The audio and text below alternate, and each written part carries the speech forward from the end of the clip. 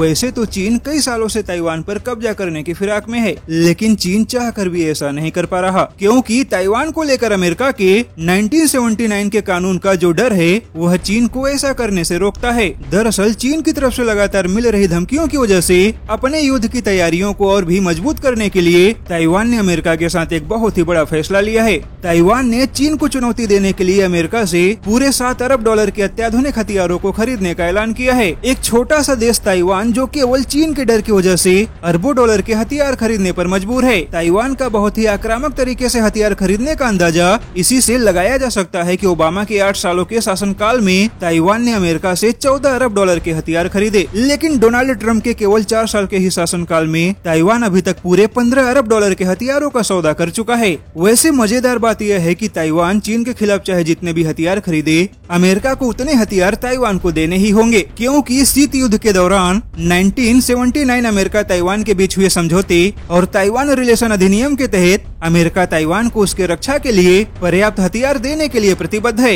यानी कि अगर चीन ने ताइवान के ऊपर हमला किया तो अमेरिका ताइवान को वह सारे हथियार देगा जो ताइवान की सुरक्षा के लिए जरूरी होंगे। यही वजह है कि चीन चाहकर भी ताइवान के ऊपर हमला करने की हिम्मत नहीं जुटा पा रहा। यहाँ तक कि अगर ताइवान अमेरिका से बड़े पैमाने पर क्रूज मिसाइलों की मांग करता है तो अमेरिका को चीन के खिलाफ ताइवान की सहायता के लिए बड़े पैमाने पर क्रूज मिसाइलों की भी सप्लाई करनी होगी। ऐसे में देखा जाए तो अगर चीन ने ताइवान पर हमला करने की गलती की तो चीन का सामना ताइवान के हथियारों से नहीं बल्कि अमेरिका के हथियारों से होगा, और अगर आवश्यकता पड़ी तो अमेरिका खुद भी इस युद्ध में सीधे तौर पे शामिल हो जाएगा। और अमेरिका के युद्ध में शामिल होने के बाद चीन का अंजाम क्या होगा, इस बात का अंदाजा तो चीन को भली भांति है। वैसे जानकारों का मानना है कि इस समय ताइवान और चीन के बीच में युद्ध का खतरा लगातार बढ़ता ही जा रहा है। वहीं चीन को भी इस बात का डर है कि चीन विरोधी भावनाओं की वजह से ताइवान का समर्थन करने वाले देशों की संख्या और भी बढ़ेगी, जिसे लेकर भी चीन काफी परेशान है।